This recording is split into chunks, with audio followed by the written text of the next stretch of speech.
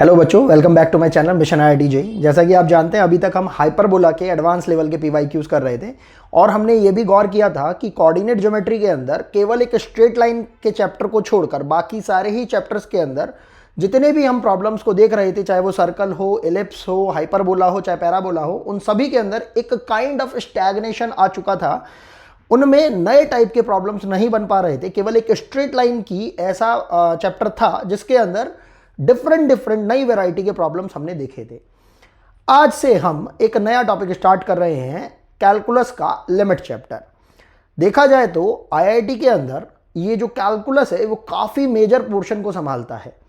IIT के advance level पर भी और मेंस लेवल पर भी अगर हम एक मोटा मोटा अगर आइडिया लेते हैं तो ऑलमोस्ट 40% का जो पेपर रहता है मैथमेटिक्स का वो कैलकुलस संभालता है अकेला। इसके अंदर टोटल 8 चैप्टर्स रहने वाले हैं जिनको कि हम बहुत ही अच्छे तरीके से कंप्लीट करने वाले हैं, सारे ही PYQs को करते हुए। एटलीस्ट हमें लास्ट 10 ईयर्स के PYQs तो देखने चाहिए। तो स्टार्ट करते हैं लिमिट के इस 2024 के एडवांस लेवल के प्रॉब्लम से। क्या बोल रखा है इसमें? Let capital S be the set of all alpha beta belonging to real number into real number. मतलब इसका डिनोशन, ये जो डिनोट कर रखा है, इसका मीनिंग है कि alpha and beta both belongs to real numbers such that limit x tends to infinity sin x square into log of x at base e। मतलब हम इसको ln x भी बुलाते हैं, log of x at base e to the whole power alpha into sin of 1 by x square upon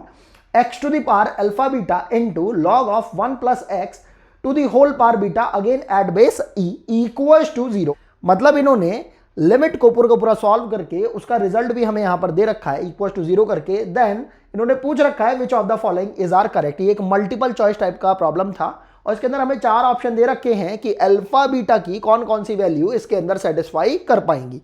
देखा जाए तो limit के लेवल पर अगर लिमिट का चैप्टर हमें दे रखा है और उसके लेवल पर अगर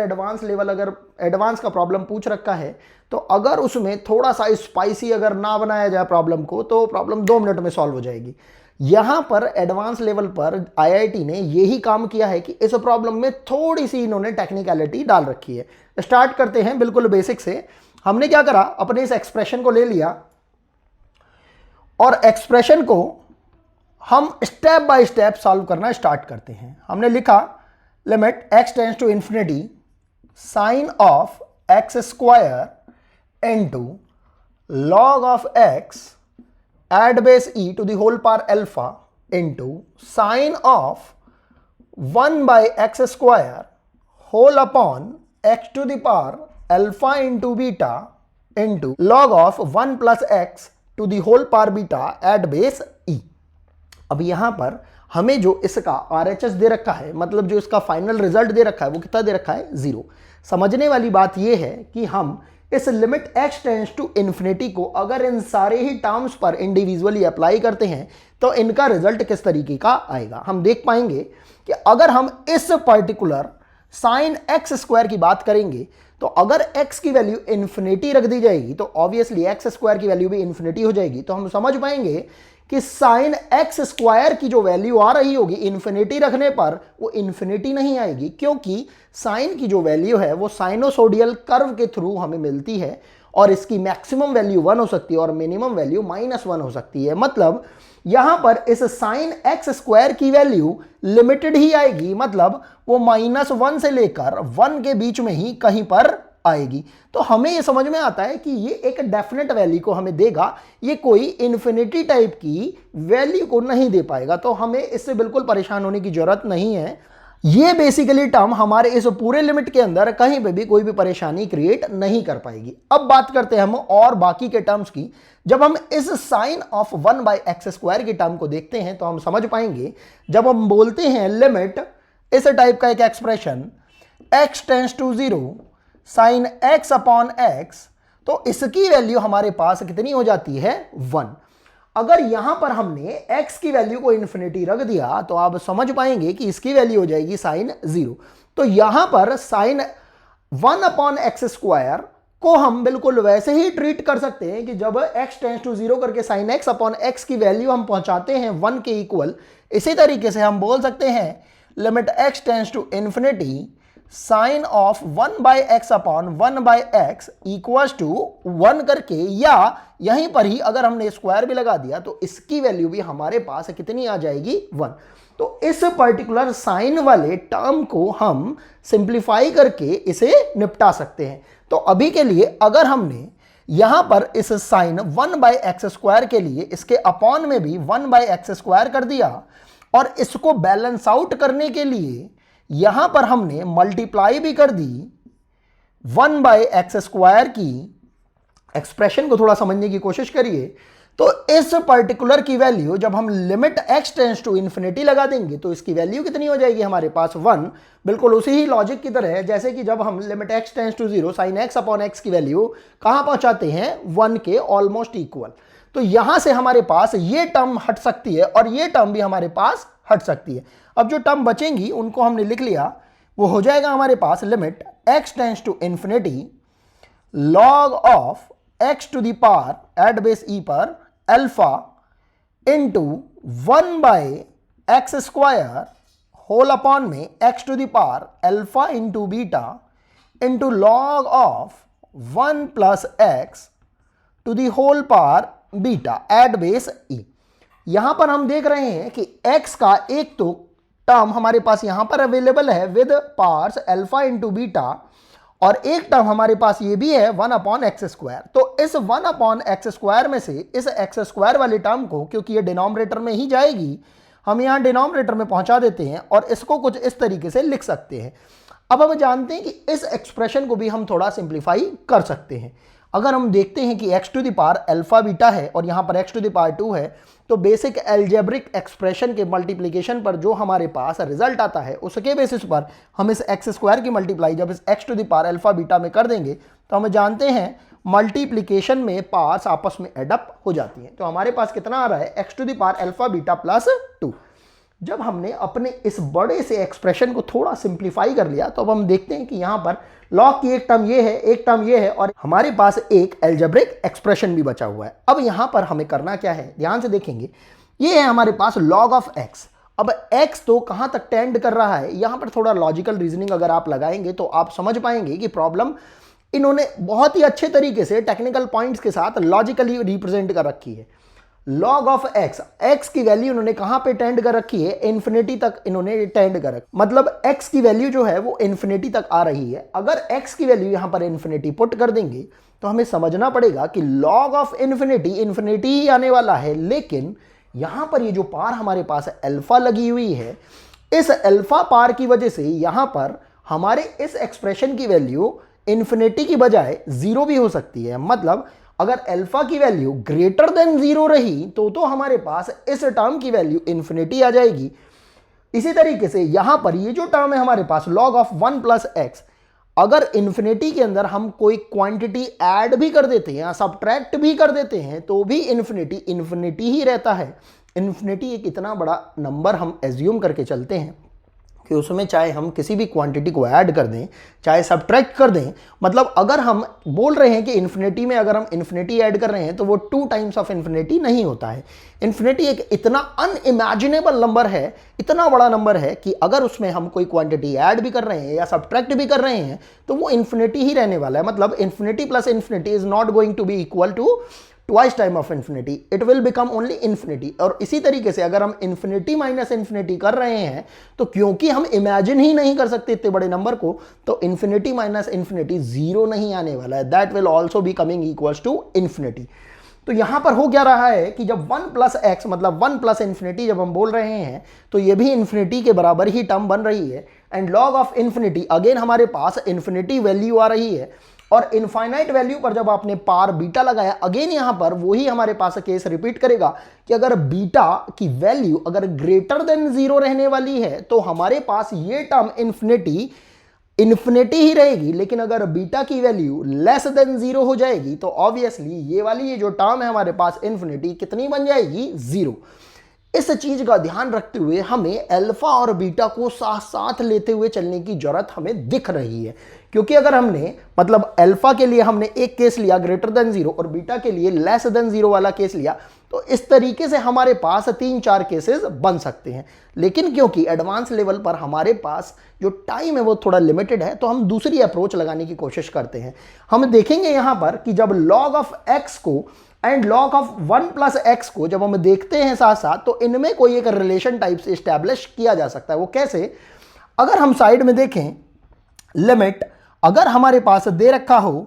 x टेंड्स टू इन्फिनिटी, और अभी के लिए हम इनकी पार्ट्स को अगर भूल जाते हैं अभी के लिए, और हम लिख देते हैं limit log of x at base e upon log of 1 plus x, इस टाइप के एक्सप्रेशन को जब हम देखते हैं तो यहां पर हम देख पा रहे हैं इन्फिनिटी अपॉन इन्फिनिटी टाइप का ये एक एक्सप्रेशन बन रहा है। अब यहां पर अगर हम एल हॉस्पिटल रूल अगर लगा देते हैं तो हम देख पाएंगे कि ये एक्सप्रेशन हमारा कुछ इस टाइप का सा हो जाएगा, limit x tends to infinity, और इसको डिफरेंशिएट करेंगे तो ये हो जाएगा 1 बाय एक्स, और इसको डिफरेंशिएट करेंगे 1 अपॉन 1 प्लस एक्स, और इसको थोड़ा सिंप्लीफाई कर देंगे तो ये किस टाइप का सा हो जाएगा 1 प्लस एक्स अपॉन एक्स, और इसको फिर से और थोड़ा सिंप्लीफाई कर देंगे तो ये कितना हो जाएगा 1 बाय एक्स प्लस 1। तो हम देख पा रहे हैं कि जब इस एक्सप्रेशन में जब हम लिमिट को अप्लाई करेंगे x टेंड्स टू इन्फिनिटी, तो हमारे पास एक डेफिनेट वैल्यू आ रही है, मतलब ये लिमिट एग्जिस्ट कर पाएगी। उसी को ध्यान में रखते हुए अगर हम यहां पर एक्सप्रेशन को कुछ इस तरीके से एस्टेब्लिश कर पाए कि इन दोनों लॉग के टर्म्स को हम एक तरीके से कंबाइन कर दें, तो हमारा वो पर्टिकुलर जो एक्सप्रेशन आ रहा होगा लॉग की फॉर्म के अंदर, वो थोड़ा सा हमारे लिए डेफिनेट वैल्यू को रिप्रेजेंट कर पा रहा होगा। और क्योंकि वैल्यू हमें 0 चाहिए, तो वो डेफिनेट वैल्यू वाला जो टर्म है हम उसको रिमूव कर सकते हैं। हमारा जो मेन मोटो है वो तो है यहां पर कि हमें अल्फा और बीटा की वैल्यू निकालनी है, लेकिन उस मोटो के साथ साथ हमें यह भी ध्यान रखना है कि यहां पर ये जो इन्होंने हमें 5 टर्म्स दे रखी हैं, इन 5 टर्म्स को रैशनलाइज करके या कुछ मैनिपुलेट करके सिंप्लीफाई करके इक्वल्स टू 0 लेकर आना है। तो अब हमने क्या किया, यहां पर अगर हम देखते हैं ये पावर बीटा है, तो इसी के तरीके से अगर हम यहां पर ये पावर बीटा को अगर जनरेट करना चाहें तो हम बोल सकते हैं log of x at base e। अगर हम यहां पर बीटा पावर को जनरेट कर रहे हैं तो उसको बैलेंस आउट करने के लिए हमें एक माइनस बीटा भी चाहिए होगा, जिसको कि अगर हम रीअरेंज करके लिख दें तो हम ऐसा भी बोल सकते हैं into log of x at base e to the whole power minus beta. अब हम देख पा रहे हैं कि अगर हम इस बीटा पावर वाली टर्म को अगर क्रिएट कर पा रहे हैं तो हम इस पर्टिकुलर टर्म को एंड इस पर्टिकुलर टर्म को एक साथ कंबाइन कर सकते हैं, जिससे कि हमारा एक्सप्रेशन कुछ ऐसा हो जाएगा, limit x tends to infinity, और हम क्या लिख रहे हैं log of x upon log of 1 plus x both having base e, और इन दोनों की ही होल पावर कितनी हो जाएगी, इसकी भी पावर बीटा है इसकी भी पावर बीटा है, इनटू जो बच गया है उसको हमने लिख लिया log of x at base e to the whole power. ध्यान से देखेंगे अल्फा तो था ही पहले से, और बैलेंस आउट करने के चक्कर में हमारे पास एक माइनस का बीटा और गले पड़ गया है, तो हमारे पास कितना हो गया है अपॉन में x to the power alpha beta plus 2। अब हम देख पा रहे हैं कि इस पर्टिकुलर एक्सप्रेशन को तो अभी अभी हमने सिंप्लीफाई करके 1 लेकर मतलब डेफिनेट वैल्यू की फॉर्म में सॉल्व कर दिया था। तो ये एक्सप्रेशन भी हमारे पास इस लिमिट के अंदर से गायब हो सकता है, क्योंकि ये डेफिनेट वैल्यू दे रहा है, तो ये आने वाली लिमिट इक्वल टू 0 पर कोई ऐसा फर्क नहीं डाल रहा होगा, और जो फर्क डालने वाले फैक्टर हैं वो हमारे पास बच गए हैं ये। तो हम समझ पा रहे हैं कि ये भी एक डेफिनेट वैल्यू दे देगा। तो जिस तरीके से साइन एक्स स्क्वायर को हमने गायब किया था, बिल्कुल उसी तरीके से हम इसको भी रिमूव कर सकते हैं, क्योंकि डेफिनेट वैल्यू जो दे रहे हैं हमारे पास वो हमारी लिमिट के अंदर कुछ भी गड़बड़ नहीं कर पा रहे होंगे। जो गड़बड़ करने वाली जो टर्म्स हैं वो ये हैं, इनको अब हम देख लेते हैं। हमने इसको थोड़ा और सिंप्लीफाई किया, हमने लिखा limit x tends to infinity, और जो बच गया उसको बोल दिया log of x at base e to the whole power alpha minus beta upon x to the power alpha beta plus 2। तो अब इस एक्सप्रेशन में हम देख पाएंगे कि ऊपर वाले एक्सप्रेशन की वैल्यू चाहे कुछ भी आती रहे, अगर नीचे वाले एक्सप्रेशन की वैल्यू अगर इन्फिनिटी आ जाती है तो हमारे पास इस पूरे के पूरे एक्सप्रेशन की वैल्यू 0 आ जाएगी। इसी पॉइंट को ध्यान में रखते हुए अगर हम इस अल्फा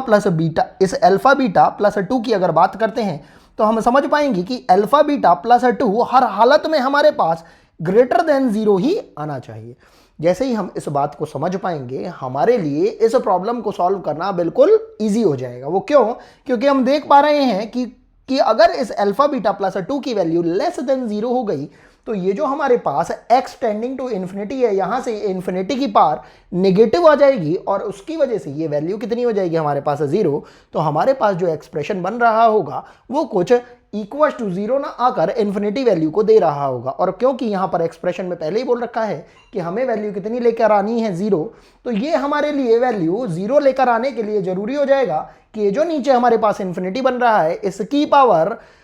ऐसी आनी चाहिए जो कि पॉजिटिव हो, और वो पॉजिटिव पावर की वजह से ये वैल्यू हमारे पास इन्फिनिटी मेंटेन रहेगी और इन्फिनिटी मेंटेन रहने की वजह से ये वैल्यू हम 1/0 की फॉर्म में लिख सकते हैं, जिससे कि हमारा पूरा एक्सप्रेशन कितना हो जाएगा 0। इसी चीज को ध्यान में रखते हुए जब हमने अल्फा बीटा प्लस 2 को इस पार को जब हमने ग्रेटर देन 0 कर दिया तो अल्फा बीटा की वैल्यू हमारे पास कितनी आ रही है, ग्रेटर देन -2। जैसे ही ये कंडीशन हमारे पास आ जाती है उस कंडीशन को ध्यान में रखते हुए हम अपने चारों ऑप्शंस को चेक कर सकते हैं कि जब अल्फा, क्योंकि ये दोनों के दोनों जो पॉइंट्स हैं ये किसको रिप्रेजेंट कर रहे हैं, अल्फा बीटा को, तो हम देख पा रहे हैं अल्फा इंटू बीटा मतलब -1 इंटू 3, -3 -2 से बड़ा नहीं होता है। इसी तरीके से -1 इंटू 1 -1 -2 से तो बड़ा होता है। इसी तरीके से 1 इंटू -1 ये भी -2 से तो बड़ा होता है। और उसी तरीके से 1 एंड -2 जब हम इनकी मल्टीप्लाई करेंगे तो -2 से कम बड़ा तो नहीं होता है, क्योंकि इक्वल टू का साइन नहीं है, तो इस वजह से ये भी हमारा करेक्ट नहीं हो पाएगा। तो हम देख पाते हैं इस पर्टिकुलर जेईई एडवांस की 2024 की प्रॉब्लम के अंदर जो हमारे करेक्ट ऑप्शन है वो कौन कौन से हैं, option number B and option number C, और यही हमारा रिक्वायर्ड आंसर हो जाएगा। तो देखते हैं नेक्स्ट प्रॉब्लम 2024 की ही पूछी हुई। इसमें क्या बोल रखा है, let this k belongs to real number R if limit x tends to 0 positive is such that sine of kx plus cos x plus x to the whole power 2 by x equals to e to the power 6, then find the value of k। जब हम इस type के expression को देखते हैं कि variable की power variable दे रखी होती है तो हमें सबसे पहले ये ध्यान में आना चाहिए कि क्या ये फॉर्म 0 to the power 0 या इन्फिनिटी टू द पावर 0 या 1 to the power infinity type की तो नहीं बन रही है। और जब हम लिमिट को डायरेक्टली पुट करके जब इसमें देखते हैं तो अगर हमने 0 को इसमें पुट कर दिया मतलब ये बिल्कुल ही डायरेक्ट फॉरवर्ड आपको प्रॉब्लम दे रखी है और बिल्कुल फ्री फंड के मार्क्स आप इसके अंदर स्कोर कर सकते हैं। वो कैसे? क्योंकि जब आपने इस 0 लिमिट को डायरेक्टली जब इसमें पुट करा तो साइन के एक्स की जगह 0, ये 0 तो ये 0 हो गया, तो ये टर्म 0, कॉस 0 हमारे पास 1 हो रहा है, ये x की वैल्यू 0 तो मतलब 1 की पावर 2 अपॉन x की वैल्यू 0 तो मतलब 1 की पावर इन्फिनिटी टाइप की ये फॉर्म बन रही है। और हम जानते हैं इस चीज को कि अगर हमें कोई एक्सप्रेशन ऐसा दे रखा होता है कि limit x tends to a और हमें बोल रखा है fx to the power gx, तो इस केस के अंदर जब हमारे पास ये फॉर्म कुछ इस टाइप की बन रही होती है कि limit x tends to a पर fx की जो वैल्यू आ रही है वो 1 आ रही हो और लिमिट जब हम gx की लेते हैं इंडिविजुअल लेवल पर तो इसकी वैल्यू हमारे पास इन्फिनिटी आ रही होती है। तो मतलब अगर इसकी form 1 to the power infinity की बन रही होती है तब हमारे पास इसका जो एक्सप्रेशन आ रहा होता है वो कुछ इस टाइप का होता है, e to the power limit x tends to a और ये gx हमारे पास नीचे आ जाता है, मतलब यहां पर पावर में आ जाता है और इनटू हम इसको बोल सकते हैं fx माइनस 1। ये बिल्कुल डायरेक्ट फॉरवर्ड फॉर्मूले के ऊपर बेस्ड है और अगर आपको ये टाइप अगर याद है तो आप इसे बहुत ही इजीली सॉल्व कर सकते हैं। तो अब जब हम इस फॉर्म को देखते हैं तो हम पाते हैं कि इसको हम ऐसे रिप्रेजेंट कर सकते हैं e to the power limit x tends to 0 positive और इस पावर को हम न्यूमरेटर में लेके आ जाते हैं, ये कितना हो जाएगा 2/x इनटू और इस एक्सप्रेशन को हम लिखेंगे sine of kx plus cos x plus x। और क्योंकि यहां पर हमने एक्सप्रेशन को दिखाया था fx माइनस 1, जब 1 to the power infinity type की फॉर्म हो जाती है तो ये बन जाएगा एक्सप्रेशन कुछ इस तरीके से। और अभी के लिए इस RHS पार्ट को हम एज इट इज छोड़ देते हैं तो हमारे पास फॉर्म बन जाएगी e to the power limit x tends to 0 positive. और अब हम क्या करते हैं, इस x को जो कि डिनोमिनेटर में आ गया है उसको हम कुछ इस तरीके से एडजस्ट करते हैं कि बनने वाला एक्सप्रेशन हमारा कुछ इस टाइप से हो जाए कि जब हम limit x tends to 0 sine x upon x बोलते हैं तो इसकी वैल्यू आती है हमारे पास 1। तो हम कुछ इस टाइप को इसी तरीके से बनाने की कोशिश करेंगे। तो हमने क्या बोल दिया, इस 2 को तो हमने बाहर लिख लिया और इस पर्टिकुलर फॉर्म को बोला साइन ऑफ साइन kx, और इसको एडजस्ट करने के लिए हमने साइन kx से डिवाइड कर दिया और इसको बैलेंस करने के लिए हमने साइन kx से मल्टीप्लाई कर दिया। अगेन इसकी लिमिट निकालने के लिए हमने इसको kx से डिवाइड कर दिया और इस kx को हमने बैलेंस करने के लिए फिर से kx से मल्टीप्लाई कर दिया। और क्योंकि ये जो x था ये तो हमारे पास एज इट इज रहेगा ही रहेगा, इसी तरीके से ये जो x है हमने यहां पर भी भेज दिया है। तो हमारे पास जब cos x के अपॉन में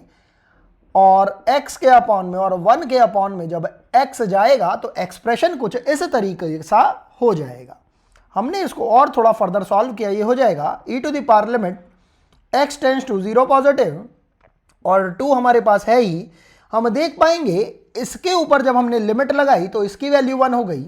इसके ऊपर जब हमने लिमिट लगाई तो इसकी वैल्यू 1 हो गई, और जब हमने इसके ऊपर लिमिट लगाई तो इस पर लगाने की जरूरत ही नहीं है क्योंकि x बाय x करके हमारे पास कितनी वैल्यू आ रही है k। तो हमारे पास ये k वैल्यू बच गई है। प्लस हम ध्यान देंगे यहाँ पर cos x plus x minus 1 में जब हम इंडिविजुअली जब x को भेजेंगे डिनोमिनेटर में तो इस x के अपॉन में जब x जाएगा तो उसकी वैल्यू कितनी आ जाएगी 1। उस 1 को भी हमने बाहर करके लिख लिया है और इस cos x माइनस 1 के अंदर से माइनस को जब हमने कॉमन लिया तो ये कितना आ रहा है हमारे पास 1 minus cos of x whole divided by x। अब आपके मन में ये क्वेश्चन आना चाहिए कि आखिर यहां पर हमने ये माइनस को कॉमन क्यों लिया है, क्योंकि हम देख पा रहे हैं कॉस के साथ कभी भी अगर 1 आता है चाहे वो इस फॉर्म में आ जाए चाहे हम इसको इस अच्छी फॉर्म में रिप्रेजेंट कर दें, क्योंकि 1 माइनस कॉस एक्स को देखते के साथ ही हमें समझ में आता है कि कॉस का हम वो फॉर्मूला ओपन कर सकते हैं डबल एंगल का जिसके अंदर हम इस 1 को रिमूव कर सकते हैं। हम आखिर रिमूवल के बारे में क्यों सोच रहे हैं, क्योंकि जब तक हम इस 1 को रिमूव नहीं करेंगे तब तक ये हमारे पास एक अच्छी फॉर्म नहीं बन पाएगी। वो कैसे, हम देखते हैं। अगर हमने कॉस का डबल एंगल फॉर्मूला इस तरीके से ओपन किया कि इस 1 को हम रिमूव कर पाएं तो हमें याद आएगा कॉस 2 थीटा होता है हमारे पास 1 माइनस 2 साइन स्क्वायर थीटा, और इसी तरीके से एक और फॉर्मूला होता है 2 कॉस स्क्वायर थीटा माइनस 1। लेकिन क्योंकि हम देख रहे हैं कि 1 को उड़ाने के लिए रिमूव करने के लिए हमें 1 माइनस 2 साइन स्क्वायर थीटा वाला फॉर्मूला ही ओपन करना पड़ेगा, और क्योंकि x है तो यहां पर कितना हो जाएगा x बाय 2। तो इसी बात को ध्यान में रखते हुए हम देख पाएंगे कितना हो पाएगा हमारे पास twice time of sine square x by 2, उसी को हम यहां पर लिख देते हैं। ये हो जाएगा e to the power limit x tends to 0 positive, और यहां पर ये हमारे पास वैल्यू आ रही है twice time of k plus 1 minus, ध्यान से देखेंगे कितना आएगा हमारे पास twice time of sine square x by 2, और अपॉन में हमारे पास केवल x है, और इसको एडजस्ट करने के लिए हमें x बाय 4 से मल्टीप्लाई करनी पड़ेगी और x बाय 4 से डिवाइड भी करना पड़ेगा। तो हम देख पाएंगे जब हम लिमिट को यहां पर अप्लाई करेंगे तो इस पर्टिकुलर की वैल्यू तो 1 हो जाएगी, लेकिन क्योंकि 0 जब हम इस x में पुट करेंगे तो इस एक्सप्रेशन की वैल्यू कितनी हो जाएगी 0, और बचने वाली जो टर्म है हमारे पास कितनी आ जाएगी e to the power twice time of k plus 1 केवल। अब इस टर्म को हमें पहले ही बोल रखा है प्रॉब्लम के अंदर कि ये किसकी इक्वल आ रही है e टू द पावर 6। तो जब आप इसको e टू द पावर 6 के इक्वल रख देंगे तो यहां से आपके पास वैल्यू आ जाएगी ट्वाइस टाइम ऑफ, कंपैरिजन करने पर k प्लस 1 इक्वल टू 6 और k प्लस 1 हो गया आपके पास 3, तो यहां से k की वैल्यू आ रही है आपके पास 2, और यही हमारा रिक्वायर्ड आंसर हो जाएगा। आई होप आपको ये प्रॉब्लम समझ में आई होगी। हमारे PYQs का जो सफ़र है वो इसी तरीके से चलता रहेगा। मिलते हैं आपसे कुछ और नई प्रॉब्लम्स के साथ नेक्स्ट वीडियो के अंदर। अभी के लिए थैंक्स फॉर वॉचिंग।